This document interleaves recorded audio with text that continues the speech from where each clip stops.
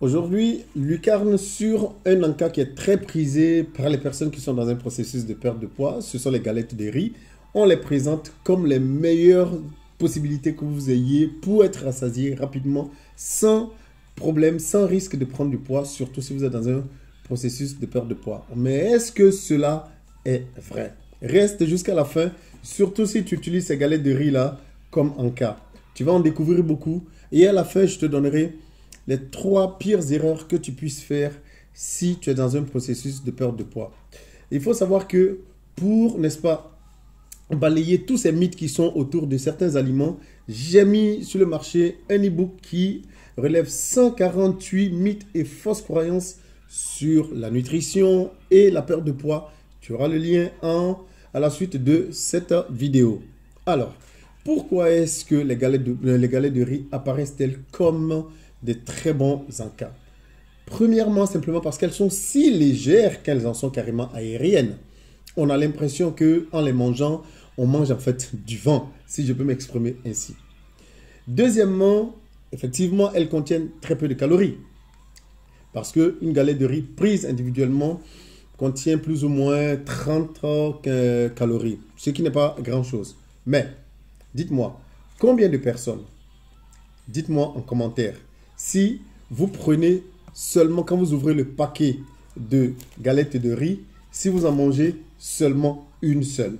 Et donc, cela veut dire que une plus une plus une plus une plus une, vous arrivez facilement à en manger 5, 6. Et cela va vous poser un problème sur le long terme parce que là, chaque fois que vous en mangez une, c'est 30 calories que vous ajoutez en fait. Et si vous en mangez 5, alors je ne vous dis pas, faites le calcul vous-même. Elles sont considérées comme contenant très peu de matières grasses et on les voit pour cela comme des alternatives aux chips. Mais en fait, cela n'est pas véritablement le cas parce qu'elles ont un indice glycémique très élevé qui est proche de celui du sucre pur. Elles ont un indice glycémique de 90 sur 100. C'est vous dire que les galettes de riz ne sont pas forcément à ce niveau-là des éléments que vous devez incorporer dans votre alimentation si vous êtes dans un processus de perte de poids. Elles sont présentées comme très healthy, très intéressantes pour vous, effectivement. Mais attention, puisqu'elles contiennent très peu de protéines, elles ont un indice glycémique très élevé, elles vont avoir un impact immédiat et très fort sur votre glycémie. Et donc, vous allez avoir un pic d'insuline qui va suivre les minutes où vous allez finir de manger vos galettes. Évidemment, dans les 30-40 minutes qui vont suivre, vous allez vous retrouver avec une grosse faim. Et cela ne va pas fondamentalement vous arranger si vous êtes dans un processus de perte de poids, simplement parce que vous allez vous retrouver en train de chercher à manger parce que elle ne vous rassasie pas sur le long terme. Les galettes de riz, légères, oui, mais ne vous rassasient pas sur le long terme. Quelles sont les alternatives que vous pouvez avoir aux galettes de riz comme encas? Je vous conseillerais des fruits par exemple. La pomme est un super fruit que vous pouvez manger simplement parce que c'est un fruit qui contient très peu de sucre, il est très rassasiant, etc., etc. Les fruits en général sont de très bons encas simplement parce qu'ils contiennent des fibres, ils contiennent des vitamines et ce sont des éléments qui vont vous rassasier. Attention, je n'ai pas dit le jus de fruits. Il faut éviter tant que vous pouvez les jus de fruits et manger les fruits nature. Je ferai une autre vidéo une fois sur le problème, le risque, la différence pardon, entre les jus de fruits et les fruits eux-mêmes. Il faut ajouter à cela, deuxième possibilité, les yaourts nature. Et les yaourts nature, vous pouvez les acheter et je ne donnerai pas de marque, je ne fais pas de publicité de marque. Vous pouvez les ajouter et y ajouter des fruits vous-même, par exemple, pourquoi pas, des tranches de fruits. À ce niveau-là, je vous déconseille fortement d'acheter des yaourts fruités, les fruits au goût, les yaourts au goût par exemple de la fraise, les yaourts au goût de la mangue, etc. Sachez fondamentalement que ces fruits, ces yaourts fruités, ils ne contiennent pas de fruits, effectivement, simplement parce que, en fait, on y ajoute des édulcorants, on y ajoute des colorants qui vont vous donner l'impression que vous êtes en train de manger effectivement un yaourt au goût et au parfum. de ce fruit-là, ce qui n'est pas le cas. Dans ce cas-là, achetez le fruit vous-même, ajoutez-y des fruits et cela, si vous trouvez que cela vous va bien, achetez un yaourt nature, ajoutez des tranches de fruits et vous avez un encas complet. Quelles sont les 3 pires erreurs que tu dois éviter de faire si tu veux perdre du poids? Je te les avais promis, je te les donne. Si tu ne me connais pas, je suis coach Koné, je suis conseiller en nutrition, coach personnel, basé à Bruxelles. Je t'aide à perdre du poids sans les reprendre. Et justement, l'e-book que je viens de sortir qui relate les 148 mythes et les fausses informations sur la nutrition et la perte de poids sont disponibles et tu auras le lien à la suite de cette vidéo. Erreur numéro 1, c'est te jeter sur les régimes à la mode qui sont, disons, très restrictifs. Pourquoi il faut éviter les régimes trop restrictifs? Simplement parce que un régime restrictif va forcément vous exclure un groupe alimentaire. Et exclure un groupe alimentaire, vous exposez à des perturbations métaboliques.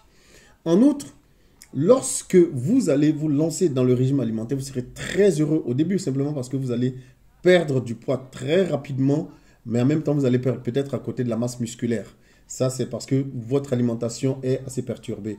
Le risque, au retour, c'est que vous allez reprendre ces kilos-là, simplement parce que quand vous allez recommencer à manger correctement, votre corps, évidemment, il va récupérer tout.